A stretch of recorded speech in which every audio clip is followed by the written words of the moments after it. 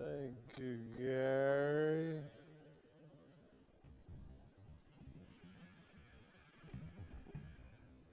Executive Secretary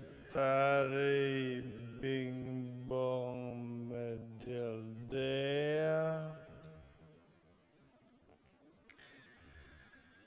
Senator Alan Peter Cayetano, members of the Cabinet, the Economic Cluster, and the Infrastructure Cluster, business leaders, our friends from the international and domestic media, magandang gabi po sa inyong lahat. The main program of the Duterte administration is to grow the economy, reduce poverty, and solve congestion in the Philippines. This is to build, build, and build.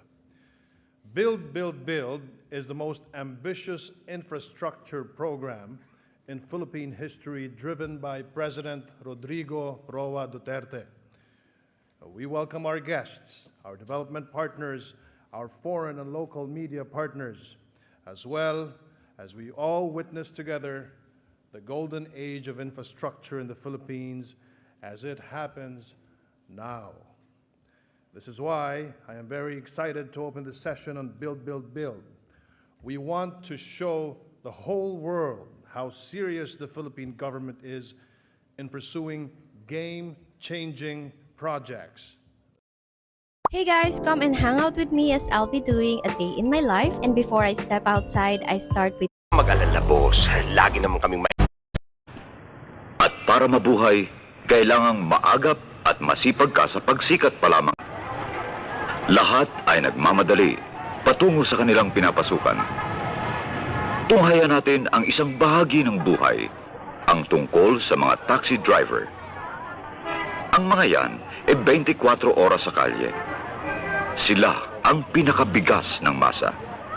Ganito ang magiging simula ng ating kasaysayan. May isang tsuper ng taxi.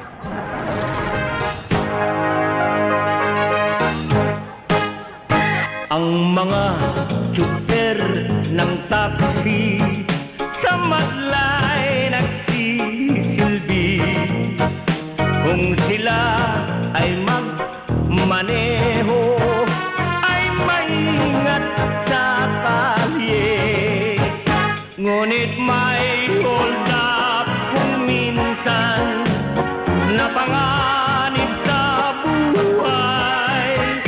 Kahit sinong driver ay magiging ladder kung maganda ang passenger.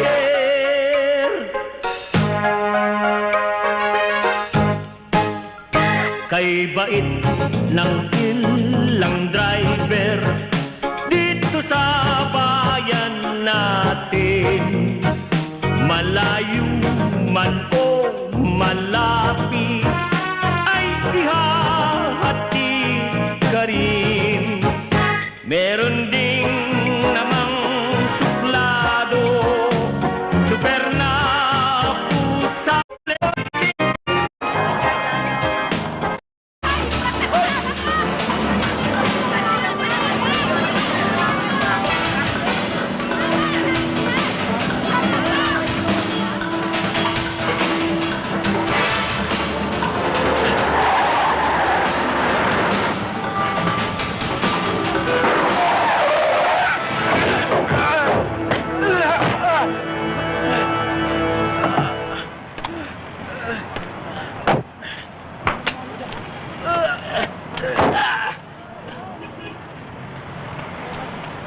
Bakit? Ano yan? Eto, boss. Snatcher.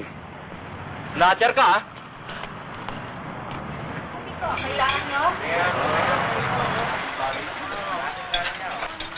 Hey! Ano Ano bang meron, kabayan? Marami! Ikaw, meron ka ba? Ay, paldo-paldo. Loaded!